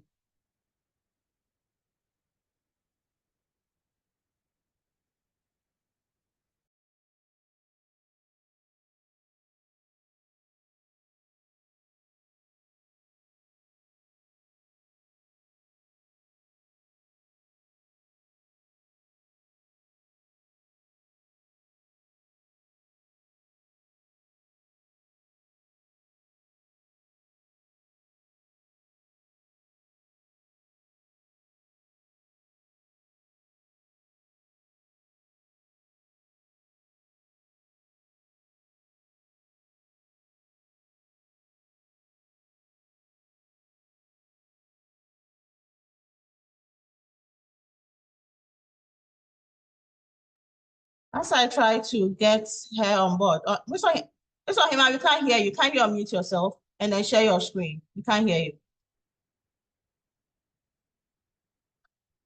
In the meantime, can you put your questions down? After this presentation, everyone will be allowed to ask their questions from the chat. Thank you.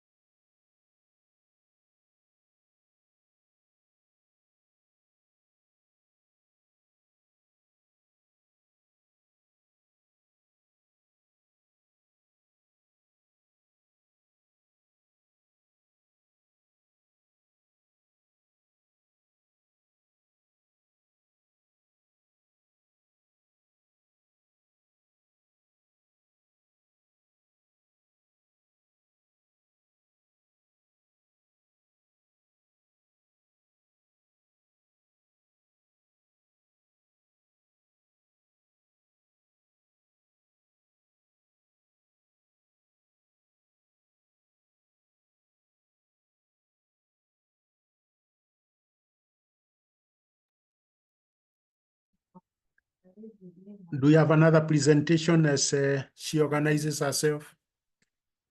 Francisca. If we have another presentation, then we can move forward, and when she's ready, she can present. No, that's the last presentation. She's going off and coming back again. I think it's an internet issue, so she'll join again right now. And then, but in the meantime, let's go ahead and ask our questions. We have a question from Engineer Maganga from Tanzania Bureau of Standards, and it's to Ms. Kisolofeti. He's asking, I would like to know how the products like feminine wash, virgin tightening products, and nipple moisturizers are being regulated and controlled. If you have any other question, kindly put it there. So Ms. Kisolofeti, if you can help us with an answer to that. Thank you.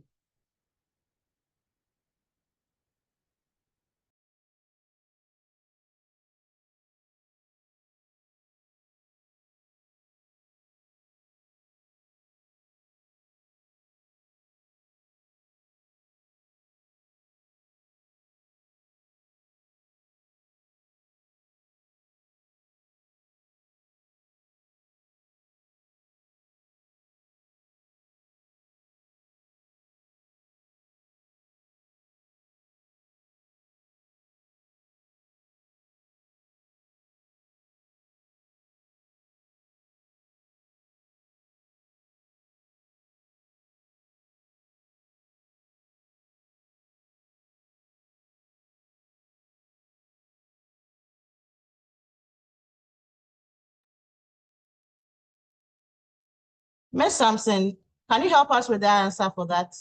There's a question from Engineer Maganga. As we wait for Ms. Ewa to get ready for the presentation.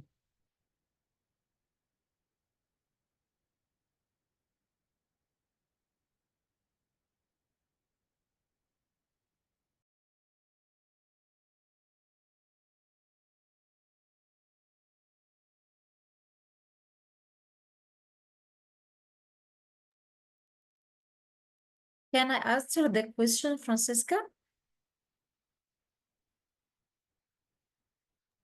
Yes, please go ahead. Okay. For feminine wash, The EU regulation differentiate between the product that anything, the primary purpose is cleaning for external organs. It's considered as cosmetics. So feminine wash that are for external genital organs, it's under the regulation of cosmetic products in EU and many other countries as well. It's regulated same as cosmetics. But anything for vagina internally used, this is not considered as cosmetics. It's to the pharmaceutical level under the pharmaceutical regulation, either pharmaceutical or medical device. Some products are in the borderline, and there is a borderline reports from the EU studying the product that are in gray zone between pharmaceutical products and medical device product. For nipple moisturizers all are regulated under cosmetic products. Thank you very much, Dr. Safinas. Engineer Maganga, I hope you're okay, or you have a follow-up question. So we also had a question from Mopilola Akeju, and the question is, should cosmetic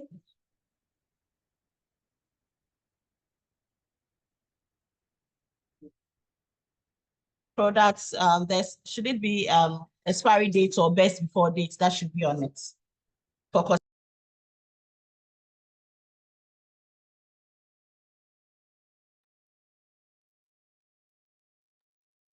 Okay, so there's another question from, thank you very much, Dr. Safinas, Engineer Maganga. I hope you're okay with the answer. There's also another question from Mopilola Akeju, and wants to know whether for cosmetic products, we should have expiry date or best before date. So Dr. Safinas, you can help us with that as well. Thank you. Okay. Cosmetic products, the period after opening that indicate the period during which the product remains safe and effective after its first opening. For the EU regulation,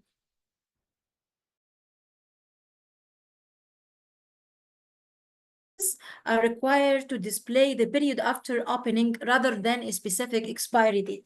This is in EU and US as well. It's represented on the label with a simple open jar contain number. The number states the number of months that are the product is safe during these months. But in Egypt, for example, yes, like the shared now in the screen, this is the symbol of the period after opening in cosmetic product. This is in EU and US, but for example, in Egypt, mandate a specific production date and expiry date on each cosmetic product. Okay, thank you very much. Another person is also saying, Sibosi Siwi Inyoy. I have realized that sometimes harmful or hazardous information about a product is written in very small print than the benefit, and also sometimes written in a corner, almost hidden as such. The consumer might overlook that crucial information. How could a consumer be protected or made aware of such practices? Dr. Safinas? So sometimes the hazardous information are very small. That's what someone is saying. So how can that protect the consumer? How can the consumer be made very much aware of such information? For very small data, I think it should be a scan codes or a leaflet. For very small volume, it should be added with the product to provide the consumer with all the detailed prior data. Okay, thank you very much. So I think Ms. Ohima Sewa is ready for us. Can I also Okay. add to say, I think also consumer consultations and knowledge also improves. So when we inspect the labels, we have to make sure that they're clear and someone is able to read them, right? And also as we continually tell or maybe like stakeholder engagements, make sure to emphasize to stakeholders whenever you have a product that is for either skin lightening or for anti-aging, watch out for 1, 2, 3, then the client will be able to make sure that they scrutinize the label because they know there's something to look out for. So I'd say continuous education will also assist. Thank you. Thank you very much, Ms. Sampson. Ms. Ohima Sewatrewa is ready for us. So kindly go ahead, please. All right, thank you. And thank you for your patience. I'm having challenge with the internet and all that. All right then. I'm here to talk about consumer protection in cosmetic and cosmetology industry through standardization. I just want everybody to imagine a world where cosmetic and cosmetology industry had no rules or standards. I believe everybody will bear with me that it's going to be a chaotic place where anybody can mix anything in a bottle and then sell it, as well as anybody just carrying out training of such sort. I want us to know that cosmetic and cosmetology industry plays a significant role in the personal care, grooming, aesthetic enhancement, and that making consumers safe is a top priority. As the demand for beauty products and services grow, so does the need for stringent consumer protection measures. Standardization offers effective means to ensure that products and services meet uniform safety qualities, ethical standards through regulatory frameworks, licensing, and clear labeling. Again, standardization helps prevent risks such as allergic reaction, product misuse, and malpractices. In every cosmetic product, in every cosmetology training, standardization is key when we think about the consumer, when we think about protecting the consumer as well, and then the end use of it. No matter where we find the product, no matter where the training is being carried out. With that in mind, I would want us to look at the importance of having a standardized industry in cosmetic and in cosmetology. We have to look at the safety standard. And when we talk about the safety standards, what are we talking about? We are talking about the makeup, the skincare, the hair products, and services that must meet safety standard set by regulatory agencies. For example, when we look at the US FDA, when we look at the European Union regulation, they all have standard, they all have regulation. Again, in Ghana, before you can bring a product in Ghana through importation, whether you are manufacturing, you need to sort for authorization, approval, for them to even test the product before it can come into the market. In this, testing the product becomes key. They need to test the product to check its safety, which includes dermatological, toxicity, and allergic reaction as well. That would end up giving consumers diverse reaction. Again, not only the testing, the ingredient aspect is also key. They would also have to make sure that the ingredients that are being labeled on the product are clearly stated. We have a scenario where people manufacture product without labeling the ingredients on the bottles. But then they assume that so far as it is well designed, so far as it's well presented, consumers should accept it the way it is. That is some part of our Ghanaian region, but not the whole country. So it is really key that we have standards that will regulate our cosmetic industry. In looking at safety standards, we'll talk about training and certification.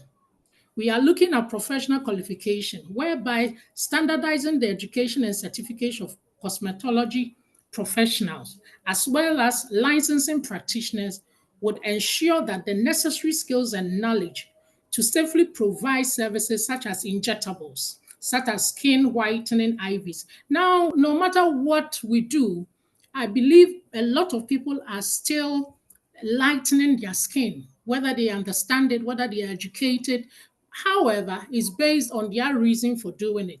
But I believe that if we have standards guiding it, it will regulate the industry. We see a lot of spas that are doing skin whitening IV infusion. We have people that are not qualified that are doing what removals. We have people that are not qualified that are doing butt and hip fillers. Again, people are even going further to do manual threading and face and neck lifts, hair treatment, skin care, and makeup application without meeting the standard. But if we have these standards in place in our industry, I believe the right and then the professionals will do what is expected of them to meet the standard. Then in the same training and certification, we are looking at the hygiene and the safety practices as well. The uniform standard for hygiene, sanitation, the equipment usage in salons, and the spa will also prevent infection and accident. Some people walk into a spa and end up rather getting infectious diseases. Instead of rather going to a hygienic place, they rather go there and come back worse than before they went in. So I believe with this standardization, it would also help with the hygiene and safety practices of the cosmetologists in the industry. Again, with the same standardization, we are looking at quality assurance. We are looking at quality assurance. If we have standards, then I believe that there will be quality assurance in all cosmetic products during manufacturing, after manufacturing, and even the maintenance of the product as well. Then the same way comes with education. I believe then schools in the cosmetology industry will not just get up and start training without a reviewed curriculum. And the curriculum, I believe, should also be reviewed from time to time when these standards are in place. That would also help with the quality assurance. So, for example, when it comes to manufacturing practices, good manufacturing practices should be established to ensure that products are consistently produced and controlled to qualify standards to minimize the risk of contamination and inconsistencies as well. Clear labeling. Standardized labeling helps consumers to make informed choices by knowing exactly what ingredients are used and the potential effect and how to use these products safely as well. All this goes into the quality assurance when it comes to standardization in our industry. Then another aspect of it has to do with the consumer, please bear with me, consumer recourse and protection as well. There should be a system, and within the standardization, where they set up systems for consumers to have their issues redressed. Standardized consumer protection policies provide clear channels for complaints and compensation if services or product cause harm. I should be able to go back to report to an authority, to an agency, when I have diverse effect after using a product. How would all these be? If only when these standardization are in place in our industry. Again, transparency and ethical marketing. Somebody will bottle something, the content of it is different from what it is saying. But when these standards are in place, then we know, then we believe that it will be a guidelines that will help in advertisement in each of the market areas. So then, not just any manufacturer will just get up and sell anything to us. But then these ingredients that has been labeling will be clearly noted would also help the consumer to know exactly what he is using or what she is using and the benefit thereof. Lastly, I would also talk about global harmonization. When standards are in place, it helps with harmonization. No matter where you are in your country, no matter where I am in my country, we would all be on the same level, whereby these standards becomes guidance for us. So for example, if there is a product that is crossing borders, no matter how it is, it will meet international standards in each country as well, regardless of the country that the product is coming from. In my conclusion, the importance of consumer protection in the cosmetic and the cosmetology industry cannot be overstated. Standardization play a critical role in ensuring that beauty products and services meet safety, quality, and ethical standards. By implementing safety regulations, training and certified practitioners, and enforcing hygienic practices, we can mitigate risks to consumers' health and well-being. Quality assurance, including clear labeling and strict manufacturing practice, empowers consumers to make informed choices. Additionally, standardized complaint and redress system provide a vital safety net for consumer protection. Finally, global harmonization of the standards ensure that these protections extend across borders, fostering a safer and a more trustworthy industry worldwide. That will be my presentation on the consumer protection in cosmetic and cosmetology industry through standardization. Thank you very much for having me. And thank you for your patience with all my difficulties in presenting. Thank you very much, Ms. Ohima Ewua. Thank you very much for your presentation. We will take some questions. I see a couple of questions in the chats. So we have, I think it's more like a contribution. Rosemary, thanking Ms. Kisolofeti for the informative presentation and asking whether FOMRA will be having more rates, intensifying tighter border market regulation on illicit cosmetics. So I think this is more like, I don't know if it's a question, but Ms. Kisolofeti, Ms. Sampson, if you can help with that. Good afternoon. I think earlier on there was a comment to say I was not visible, so I thought maybe you can see the face.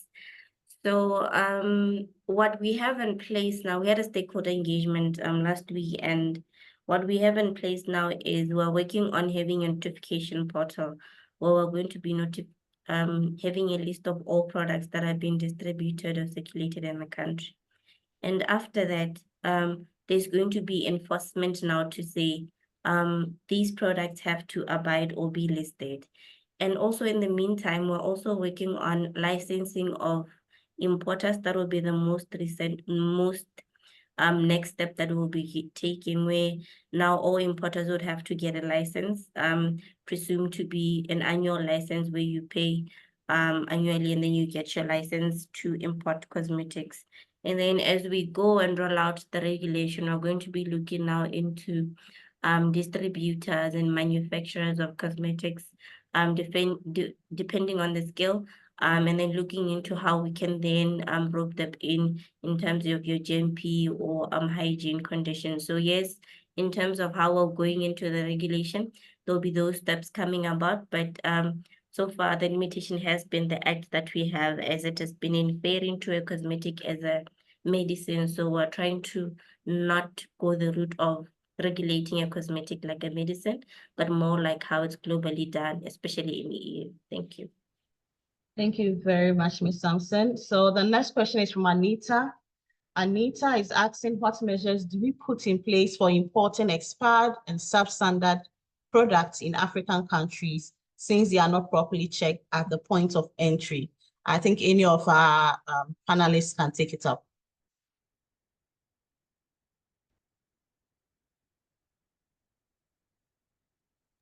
Okay, I'll share.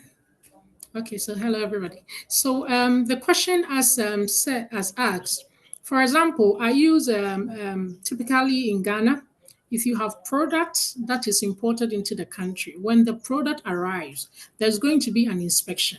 So if it has been expired, definitely during the inspection, then it's going to be confiscated. Then it's not going to be through the market unless otherwise. But if it's through the right channel, there is no way it's going to get to the market without the authorities or the agencies being aware of that.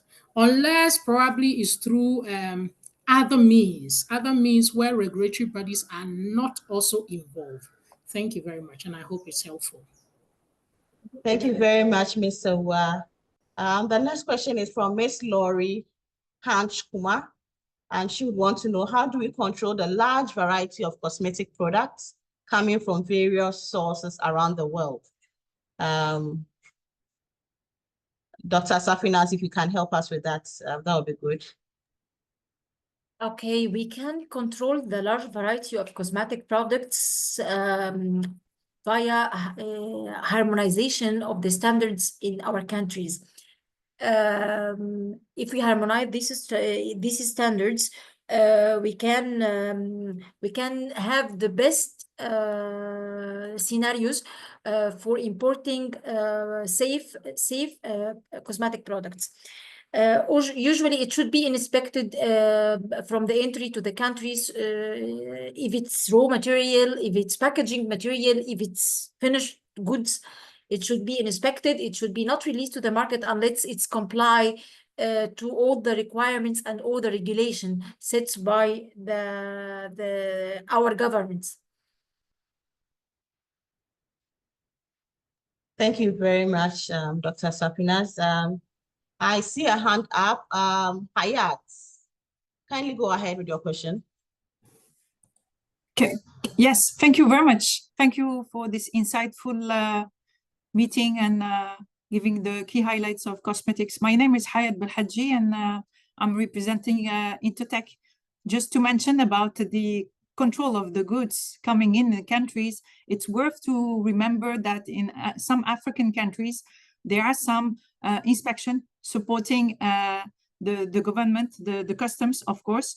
We Intertech as accredited, we operate and we help obviously the local authorities to control, to check, to test the product, to make sure that they have the good quality and the compliance of the goods. So it's also a measure that it is implemented in some various countries. I'm thinking about Uganda, Tanzania, Kenya as well, but also in West Africa, where there is this certification program, which help clearly to to monitor all these goods coming from different countries, where it has been highlighted clearly that there's a concern on quality. We are not facing, unfortunately, we are not receiving anytime the right quality of the goods with the right labeling. So sometimes you will have, of course, problem of labeling, ingredients that are not appearing and not detected. And through this certification program, it is indeed a good help for the country to select the good quality and to make sure that the consumer are in the safe side. Thank you very much.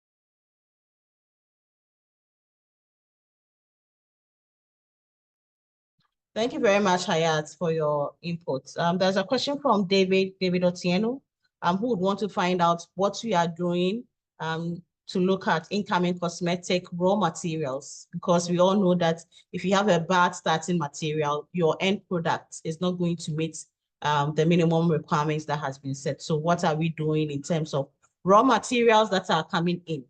Anyone can take it up. Miss Sampson, if you can take it up, thank you. I think it's true that it's a challenge. Most of the time we look into the finished product and not into the raw material. But I would say that as we continue to look further into regulating cosmetics, that will be a part that comes in.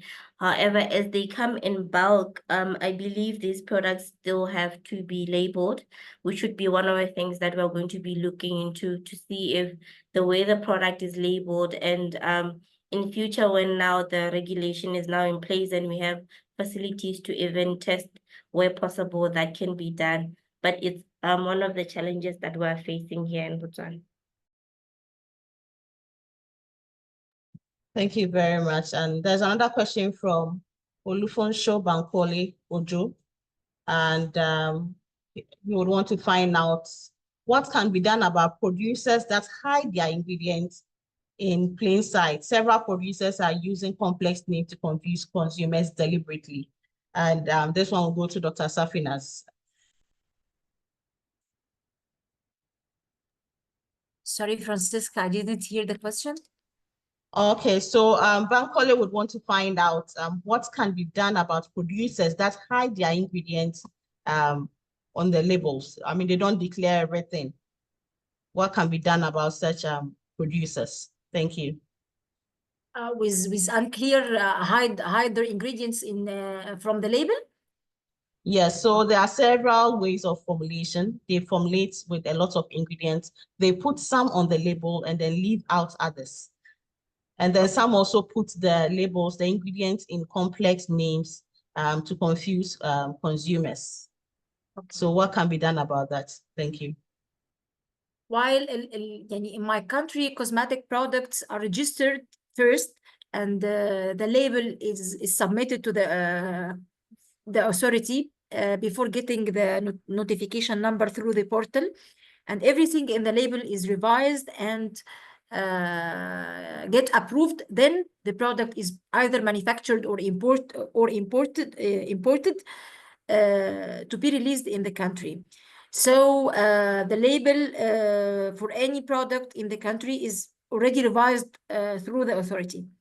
If it's not the case, if like in Europe, you just notify the entity, and as a manufacturer, you are responsible for your label, and you hide anything, you hide any important information for the consumer that affect the safety of the consumer, it should be a penalty. It should be strong penalty, suspension of the product, to suspend suspend the license, suspend the release to the market. For example, also to take samples from 5 consequent shipments to be analyzed and to be checked for the label to be to ensure that they match the required standards. There are many regulatory steps that could be taken to avoid any misleading in the labels of the cosmetic products. Thank you very much. And there's also a question, and it's to Ms. Awua. In terms of the beauty enhancement procedures, do we have any special training that people would have to go through? Are there schools available here in Africa that people are interested will be going through just to come out and be very competent to perform the procedures that they are supposed to? Thank you. All right, thank you. Definitely. We have accredited institutions in Africa. If not for other parts of Africa, I'll use Ghana. For Ghana, before you start training, you need to get accreditation. And then the accredited agency will give you the curriculum. So every curriculum that has been accredited to be run by a school is standardized.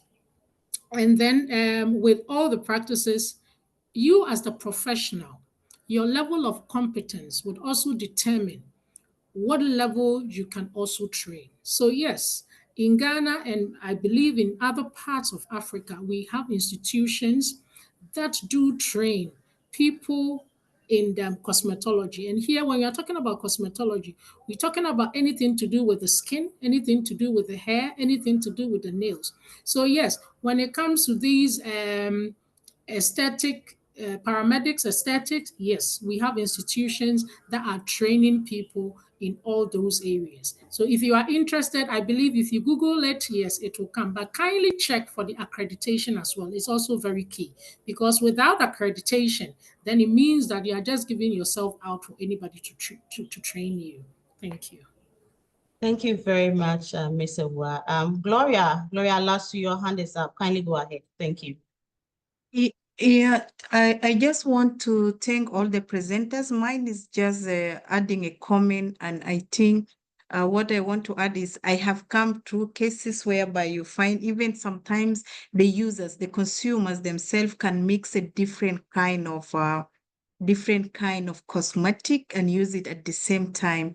So I don't know in this term, although I think my idea is like maybe we have to increase the consumer awareness so that it really come to the people, to the consumers also, to know what are the side effects on mixing of these different cosmetic without any knowledge. So I just want to say thank you for all the presenters. It is really giving us an insight, and also it is teaching us, for some who are custodians of standards and quality assurance, so that we also carry up the awareness, because I had gone through that, and I had found people, even consumers themselves, take this cosmetic and this one, mix them without any knowledge. Thank you very much.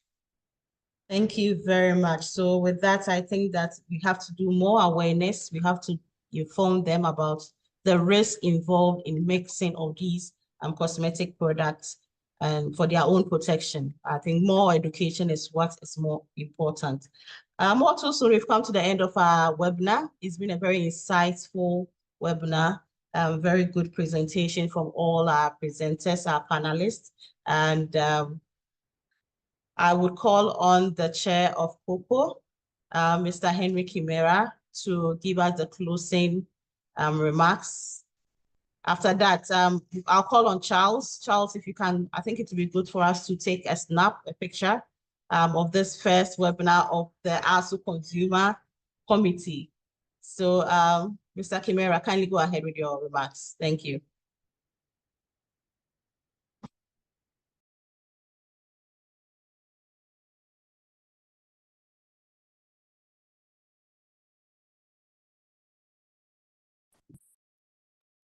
I think you are muted, Mr. Thank Kimera. you.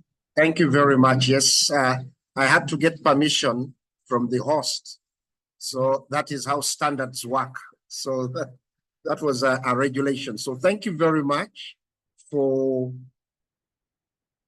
a great discourse that we have had. All our panelists, that was rich. And Gloria, you kind of iced the cake by saying we need to educate the consumers. We need to get the consumers aware. Yeah, at times consumers want to make themselves experts. So that's where the consumer responsibility needs to come in, and where the consumers need to be critically aware that some of their actions can affect them. So colleagues, what a big Zoom or webinar we have had. At one time we were 140. So now we are 115. I would like to thank you very, very much for honoring this webinar. Like Cosmetic was said, it is the second fastest growing sector, and it affects us directly and indirectly. So I would like to thank you all, the organizers, Majoro and Francisca. Thank you for looking out for all the colleagues that have spoken. The Central Secretariat at ARSO, thank you for continuously empowering us and taking on the decision. I trust all other working groups of COCO are going to do the same and we will have more webinars. So I thank you all the participants, the resource persons. This has been a great, great webinar. All the aspects shared lead to one thing. Let's make the consumers aware of the dangers. And if we do that, we will have done the rightful thing as those that are knowledgeable about standards, not to say that standards are impeding the private sector innovation, but standards are facilitating and are there for a better future. So thank you very much, everybody. I wish you all the happy rest of the week, and God bless you. Thank you very much. Since we've had the closing remarks, I'll call on ARSO Central Secretariat if they can take the picture for us. Is anyone here to help us take the picture? Can you put on your video, please?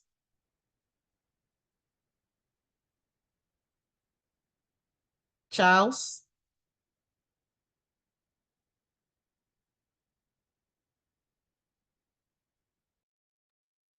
Yes, my name is Brian Mwindi from ARSO. I will help you taking pictures. So you can all open your webcams, please.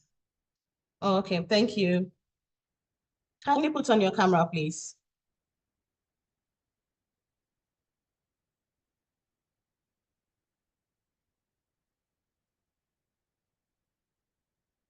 Please let us know when it's done.